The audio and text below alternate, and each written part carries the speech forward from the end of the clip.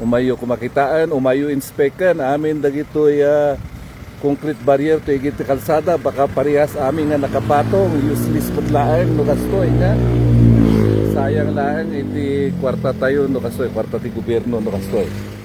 Ganito na lamang ang nasabi ni Sablan Mayor Alfredo Dacumus Jr. nang bisitahin ang pinangyarihan ng insidente sa Barangay Kalot, Sablan, Benguet noong June 29. Kinasangkutan ito ng isang pick-up na nahulog sa isang bangin. Ayon sa alkalde, hindi na raw dapat pang humantong sa pagkahulog ng sasakyan ang insidente kung matibay daw ang concrete barrier sa kanilang lugar. Pero nang suriin, tumambad sa kanya ang walang bakal at reinforcement na concrete barrier na tila ipinatong lang umano sa kalsada. Awan tilandok na, kada ti concrete barrier ni makita tayo ni nalinis the base na, awan ti makita tayo nga landok na. Parang hindi standard, aywan ko lang sa DP kung standard yun kasi hindi maganda yung pagkalagay kaya nung bunggo nahulog yung concrete barrier dapat yun matatag para at least i-contain sana yung mga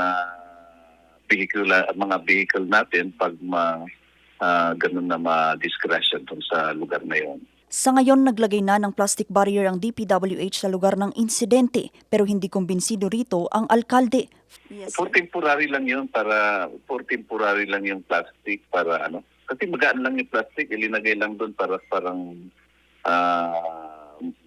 makita na ano yun, bangin yun. Isasama natin sa request natin na dapat i-assist lahat yung concrete barrier, baka lahat ganun nakapatong lang. So delikado para makita nila kung anong initiative na gagawin nila. Nakipag-ugnayan na rin ang lokal na pamahalaan sa mga kinaukulang ahensya upang masuri ang kalidad at pagkakakabit ng mga barrier at makapaglatag ng mas matibay at mas pangmatagalang solusyon para sa kaligtasan ng mga motorista. Samantala, isang senior citizen ang nasawi habang 6 ang sugatan matapos sumalpok ang kanilang sinasakyang van sa isang truck madaling araw ng July 1 sa bayan ng Luna, La Union. Sa investigasyon ng Luna Municipal Police Station, galing sa Maynila ang mga biktima matapos dumalo sa isang seminar at patungo na sana ng Vigan, Ilocos Sur nang maganap ang aksidente sa kahabaan ng National Highway sa barangay Napasat. Initial na investigation, ang driver ng van nag-enroutes, kinain niya yung linya ng truck. At ito'y nalimpungatan na lang nagkabanggaan na lang sa lugar ng pangyayari. Sa ngayon, nagpapagaling na ang 6 na sugatan sa naturang insidente. Vanessa Bugtong, RNG News.